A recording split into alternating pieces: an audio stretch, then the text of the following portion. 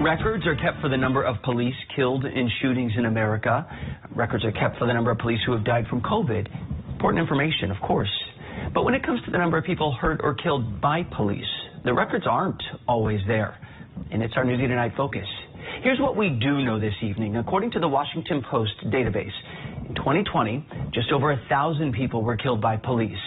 In 2021, that fell to 888. That was a 13% decrease. But the data on this topic can be spotty, and in the future, it might be non-existent. That's because the FBI may shut down the police use of force database, which has been in the works since 2016. There's just a basic lack of participation at the local and state levels. Newsy Justice correspondent Jamal Anders met reform advocates across the country ringing the alarm. It's been an honor, sir. Thank you very much. Back in 2016, FBI Director James Comey told a room full of law enforcement that the country desperately needed to collect more information on police killings and use of force in order to restore public trust. Americans actually have no idea whether the number of black people or brown people or white people being shot by police is up, down, or sideways over the last 3 years, 5 years, 10 years. They have no idea whether black people or brown people are more likely to be shot during encounters than white people are. Now, 5 years later, the FBI's effort to collect that data may come to an end without ever releasing a report. This is an issue of national concern. It's also an issue of congressional concern. Greta Goodwin is the Director of Homeland Security and Justice for the Government Accountability Office, Congress's investigative agency. Goodwin says the FBI's program may be dissolved permanently because local police departments are simply not cooperating. Excessive use of force can erode public trust in law enforcement. And when that public trust has been eroded, that just further exacerbates the public safety concerns for the communities. Before they can publish their findings, the FBI's program is required to collect use of force data from 60% of all U.S. law enforcement agencies.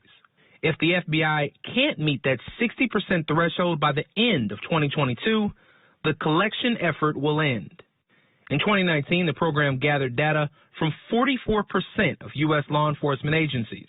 In 2020, that number reached 55%. The problem with these federal databases are that they're voluntary in nature. Nancy Levine leads the Council on Criminal Justice Task Force on Policing. What does that tell you about what we value in society?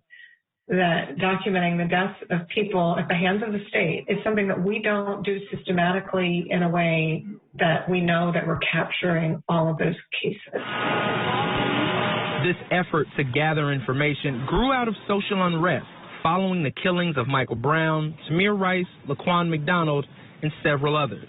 While media, universities, and independent research organizations have stepped in to crowdsource the information, there's never been a consistent nationwide count provided by law enforcement. But Levine says this lack of data by law enforcement is not as simple as police refusing to participate. There are roughly 18,000 independent law enforcement agencies in this country, all operating with their own databases and their own staff, which means that the vast majority of law enforcement agencies are very small and are not well staffed.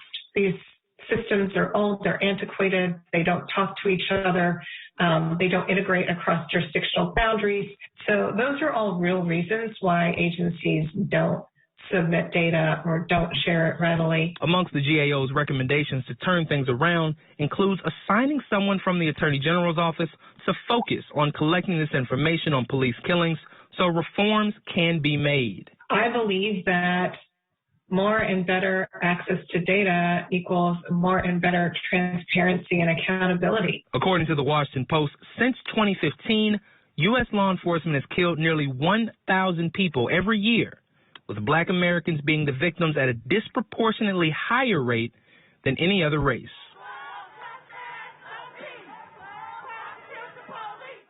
Now, Chance, that Washington Post database that I referenced started in 2015, a year after Ferguson, and by extension, police violence became national news. And I remember even back then being surprised. There was no long-standing data on this. Obviously, police misconduct has been a controversial issue for years, from Michael Brown to Rodney King, and you can read about it in the 1968 Kerner report. So despite all of that, there was still no law enforcement-led data on this issue.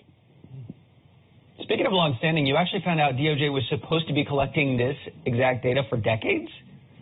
Yeah, I'm glad you brought this up. There are two collection efforts, the FBI's and the Attorney General's office. So back in 1994, the Attorney General's office was mandated to collect this information. The much talked about 1994 crime bill signed by President Clinton, largely written by President Biden, says, quote, the Attorney General shall acquire data about the use of excessive force by law enforcement officers, plain in black and white. So if you read the GAO's report, it largely focuses on the AG's effort. The first recommendation from the report is that the AG assign someone the sole responsibility to gather this information and distribute it on an annual basis. And unlike the FBI's report, I think this is really important, the AG's office, this is a mandatory effort by them, and there's no expiration date like with the FBI, so they can work at this thing as long as necessary until they get it done. Newsy Justice correspondent Jamal Andrews, seems like with FBI, make or break for that project.